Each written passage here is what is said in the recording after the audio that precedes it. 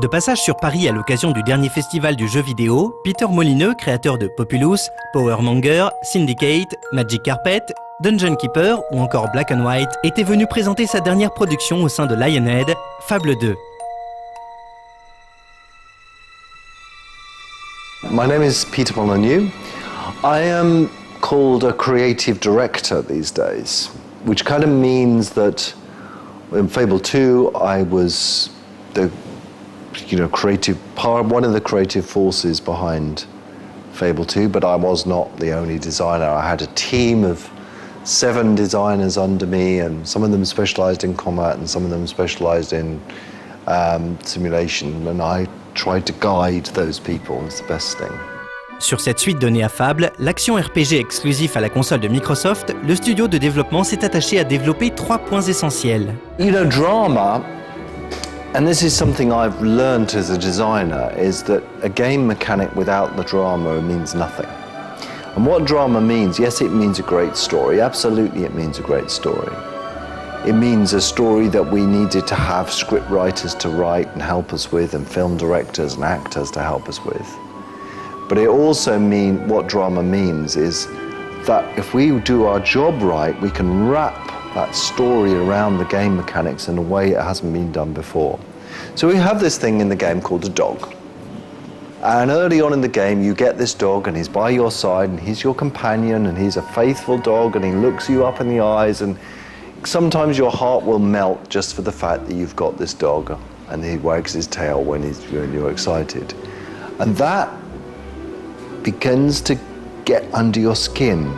You can't help yourself to like the dog, and maybe just a little bit of feeling of caring about the dog and loving the dog. Now, once you care about it, then if I start telling the story and anything hurts your dog in that story, then that makes the story much, much more dramatic. So don't think of drama as just the words that you hear coming out of people's mouths, or the combat that you fight through. Think of it as being how you're feeling while you're playing the game. And I want you to feel different emotions while you're playing Fable II. I want you, when the Fable II finishes and you put down the controller, I want you to remember that experience for the rest of your life. That's all.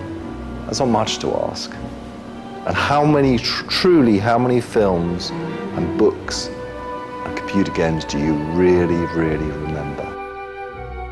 So that's the first thing. The second thing is it's accessibility, and that does mean, it means more than that one word. It means I want everybody to experience this world. I don't just want gamers to experience it, or just casual gamers to experience it, everybody. And doing that meant that we need to think about how we could have anybody of any skill play Fable 2. And what that actually means, that doesn't mean making it dumb and stupid. It means making it incredibly deep and flexible.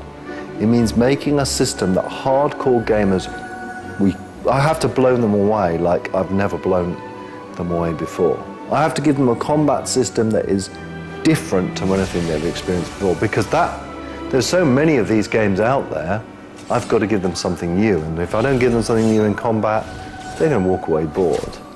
And I've got to do that, but I've also got to do it in such a way that these guys over this side, the casual people, can play and not feel dumb and stupid and want to throw the controller across the room. And that's what, for games that I've done before, does it. Makes it for these people or these people, but not in the middle. So that's what the accessibility means.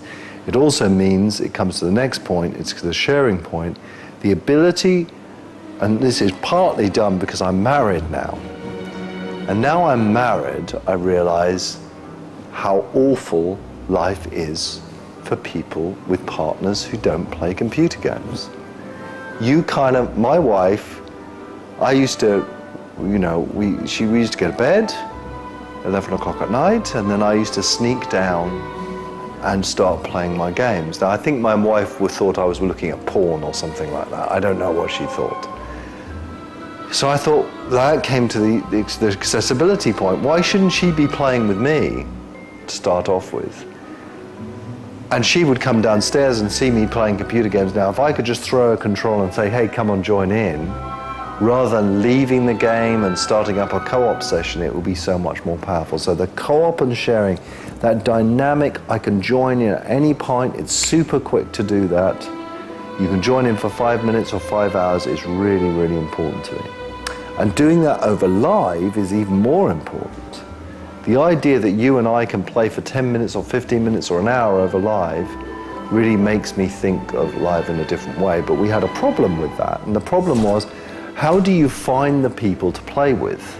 And that's where we came up with this idea of ambient orbs, the idea that you see these ghosts of your friends or people that live near you or people at your same gamer store walking around your world. Now that is where they are in their single player game on their machine.